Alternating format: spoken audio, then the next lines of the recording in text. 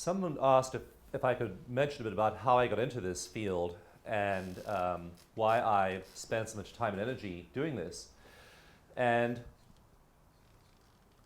the sequence of events is interesting. What happened was that I was editing books living in New York in the 1980s and editing books on personal growth and wellness and alternative medicine.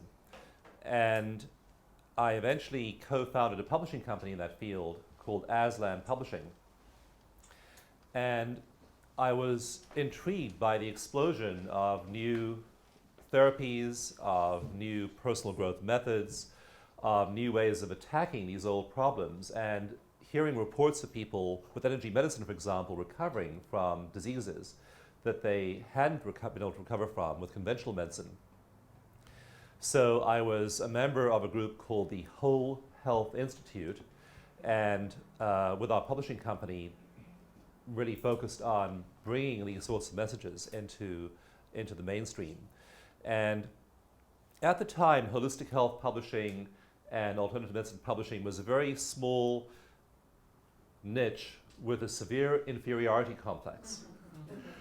And the covers of the books were terrible. There was very little good marketing. The whole sense of this was that we were unwelcome stepchildren at the feast of information, and we were outsiders. And I said that that wasn't so. We should be regarded as one of the modalities of healing, alternative medicine should be, and that our coverage should be fabulous, our marketing plan should be excellent, and we should go out there and present ourselves as part of this whole field of wellness. So I eventually, with my ex-wife, became president of a big distribution company, and we were selling books to Borders and Barnes & Noble, and really we were part of the mainstream.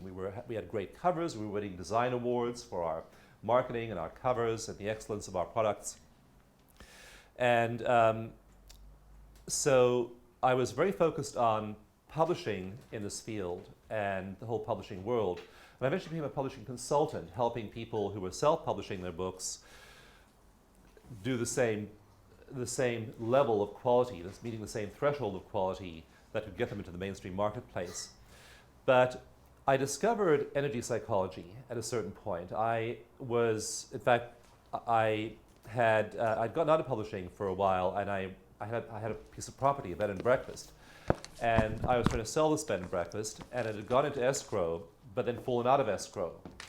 And this happened, I think, 3 times. So I found a buyer, and then you start the whole process, and then it falls out of escrow. And it was so frustrating and nerve-wracking. And about that time, an old Gestalt therapist, a man called David Persklau, had talked to me about EFT. And David is, calling him a character is an understatement. He's taller than I am. He has huge masses of white hair. He has very small eyes, and he has eyebrows that are the size of a cat. I mean, he has these huge eyebrows, and they sort of drift off into his hair. And he gets excited about whatever therapy he is studying. So he told me about this therapy. So he's telling me about this tapping therapy.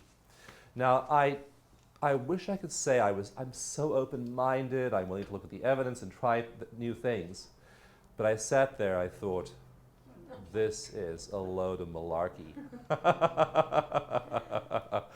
I was totally dismissive of it.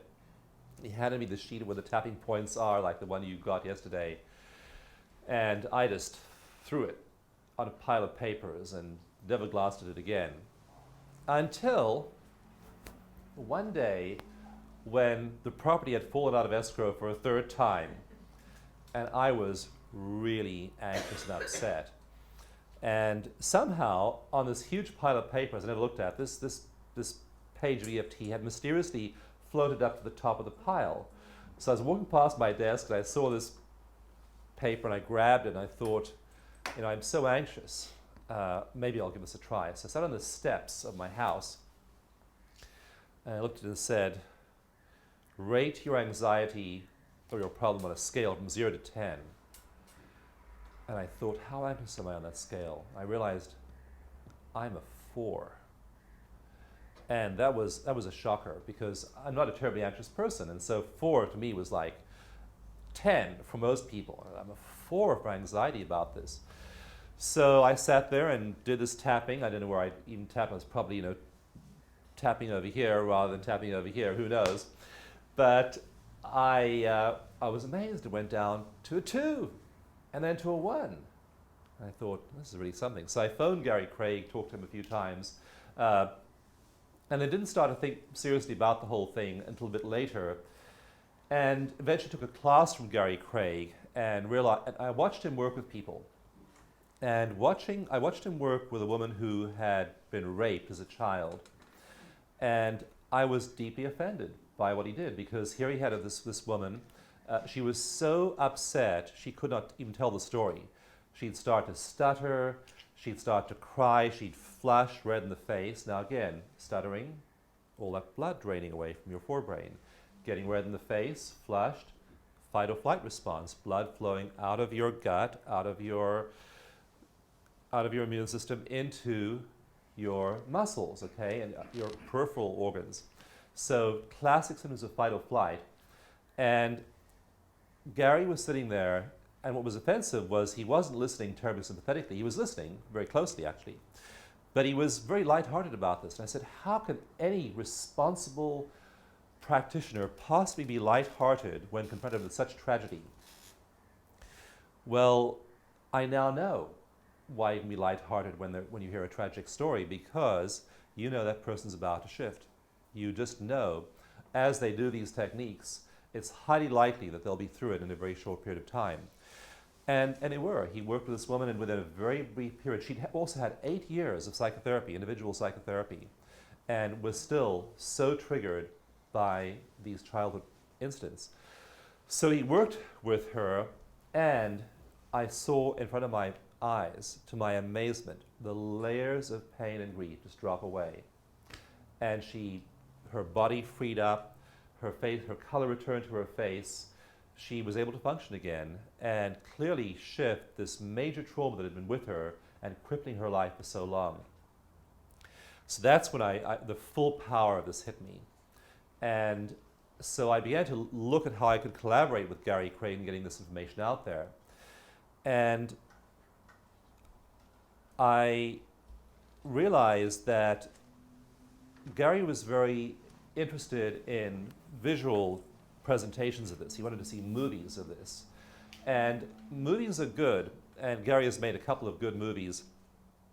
But I realized, knowing the way that modern medicine works, is that to penetrate the world of conventional medicine, you have to have evidence. You have to have an evidence-based approach, and that means research. So I began in a very exploratory way to get some research going. And I look back now to my first research projects, and I think those weren't very good. And they weren't. I was sort of figuring the whole thing out. But I kept pushing away, plugging away at these research projects. And eventually a wonderful friend of mine in England called Rupert Sheldrake, who is the founder of a theory of morphogenetic fields, Rupert said, Dawson, don't try and get these enormous, complex, expensive, time-consuming experiments done. Just do really simple research that answers one question. So I shifted and began to do these, like the simple forms you filled out today. Very, very simple research. And then the results began to come back after about a year from the research, and the results were absolutely mind-boggling. I showed you yesterday about that one paper showing that people get an average of a 68% reduction in pain doing tapping with EFT in about 20-minute time frame. We'll do that same exercise today during the course of the workshop. 83% reduction in cravings for things like chocolate, cigarettes, alcohol, drugs, and so on. Huge reductions in craving in a very, very brief time frame.